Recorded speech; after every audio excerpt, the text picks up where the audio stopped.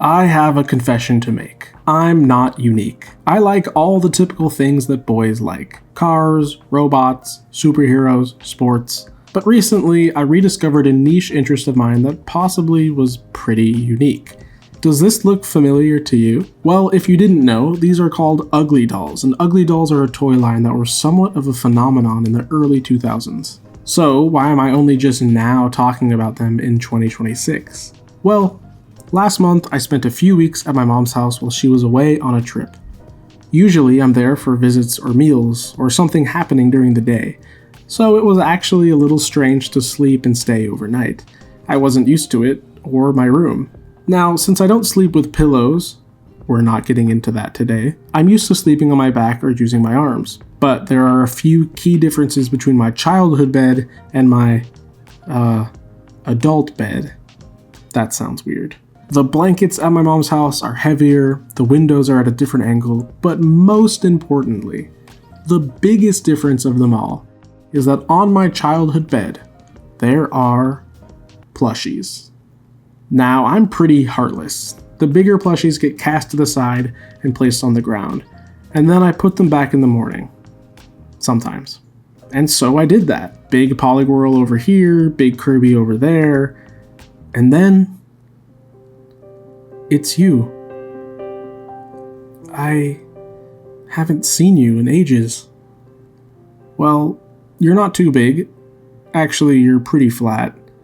I guess I'll just leave you right here. Good night.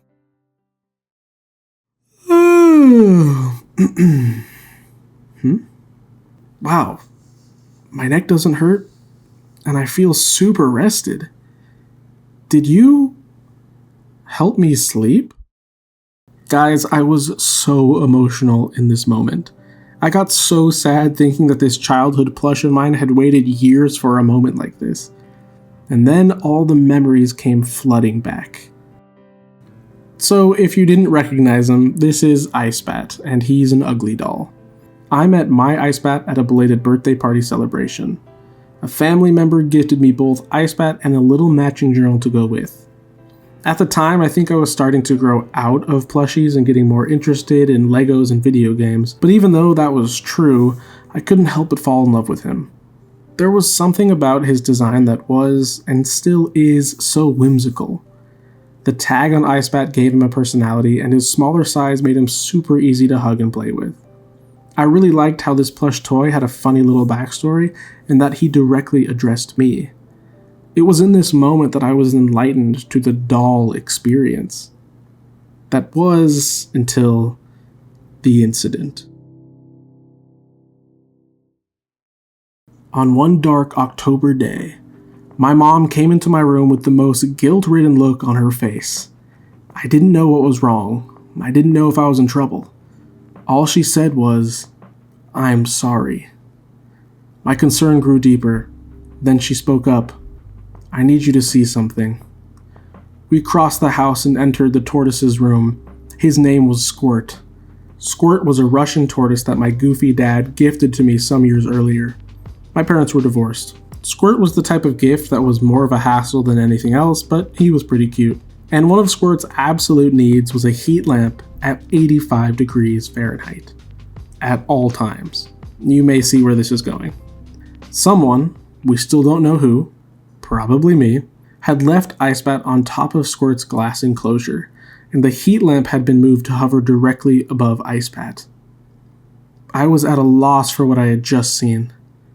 A hole had burned into Icebat's face. The stuffing was coming out. It was truly horrific. I don't even think I felt anything at the time. I told my mom I wanted to keep him, but obviously I couldn't sleep with him anymore. She left me to my Legos for the rest of the day. I'm sure the playtime scenarios were even more brutal than usual. Lego Indiana Jones may have actually died that day. Cut to several months later. It's Christmas, and my mom is even more excited than usual. She hands me a gift to open before any of the others. The gift was soft and oddly friend-shaped. I tear open the packaging and there he is. Icebat. I rush to my room and see that the Icebat with the hole in his face is gone. And now I think I don't remember exactly, but I think I knew my mom had replaced the damaged ice bat with a completely new one, but I acted dumb on purpose to keep the magic alive. Hell, maybe I wanted to believe it too. Ice Bat had healed himself and made his way back home, and all of that came flooding back to me after waking up and realizing I had relived a childhood comfort. It's weird how we grow in and out of interest. The hormonal phases of our lives completely wreck us. I genuinely can't remember the exact day or year I decided I didn't care for plushies anymore, but I know it happened. What I'm finding now is that rediscovering old interests and passions is a key to healing the younger parts of ourselves. There's no shame anymore. There never really was, but I'm a grown man. I can carry Ice Bat around, and that's fine. If you were a kid in the early 2000s, chances are you remember Uglydols. Maybe you didn't own one, but you probably had a friend who did. There were so many different kinds, all with similar faces, trademark whimsical colors, and simple shapes. I think Ugly Dolls have stood the test of time because there really isn't anything quite like them. Sure, there's Fugglers, or Labubu's. I hate Labubu's. But to me, Ugly Dolls carry so much more whimsy compared to those. The term ugly to describe them is ridiculous. They're just not traditionally cute. And here's some good news.